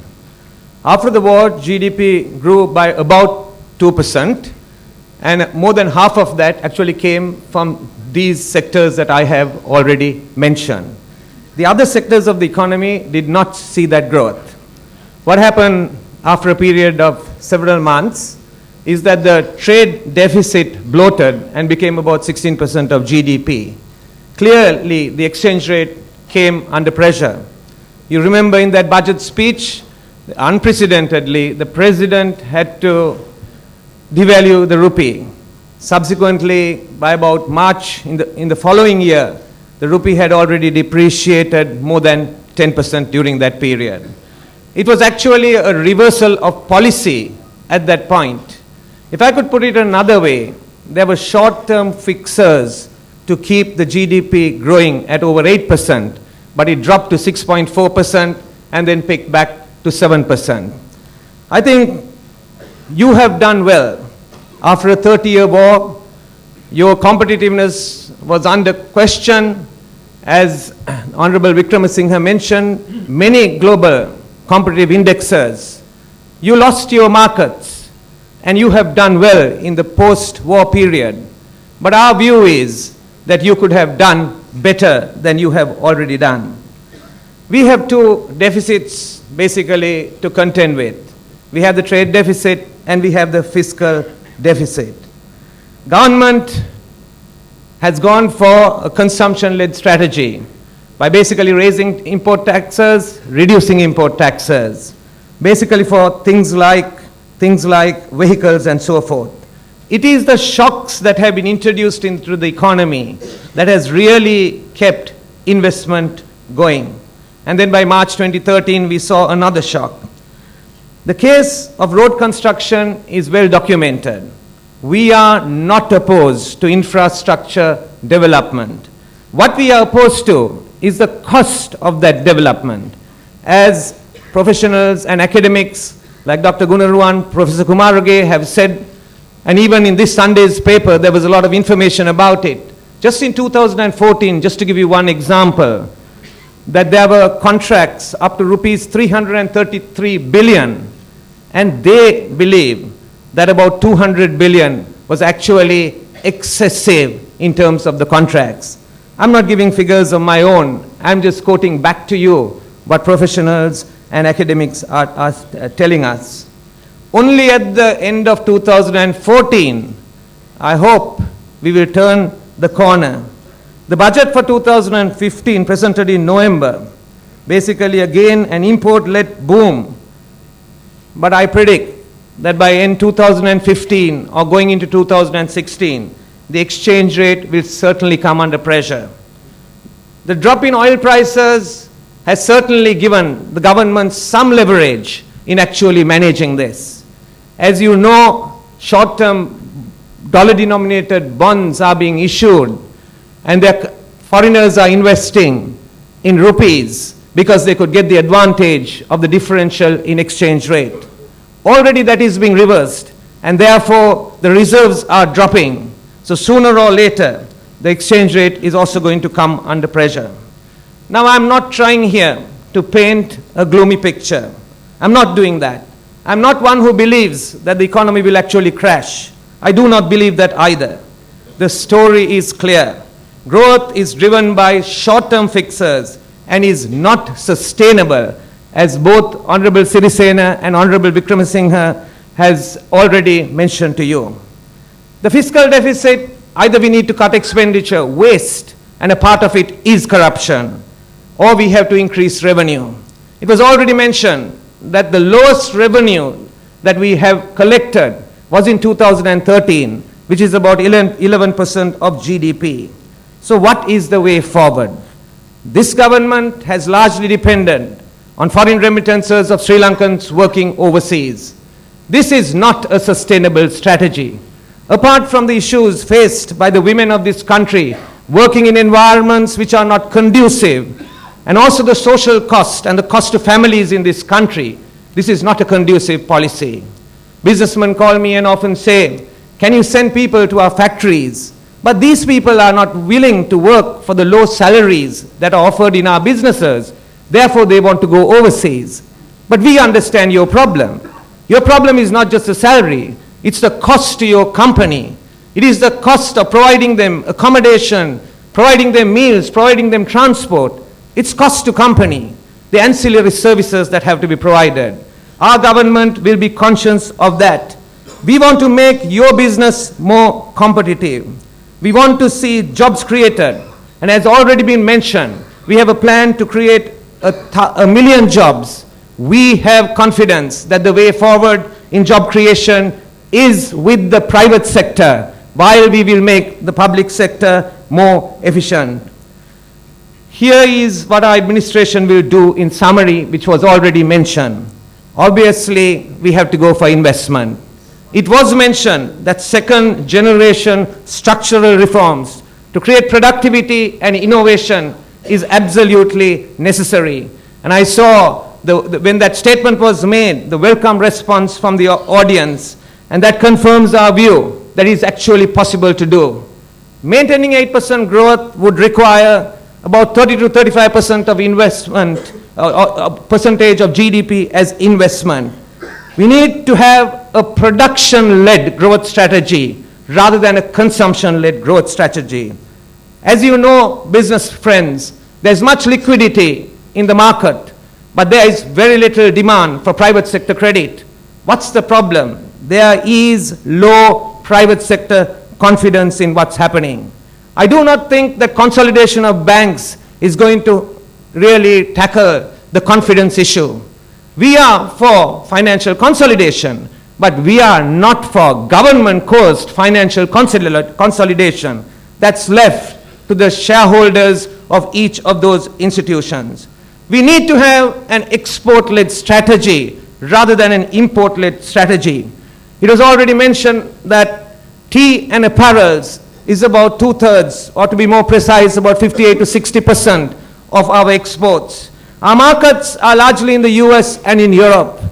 Our government's foreign policy, and Mr. Sirisena has said that in more than one place, and particularly when he was releasing our manifesto the other day, our government's foreign policy will clearly be aligned to protect Sri Lanka's export markets.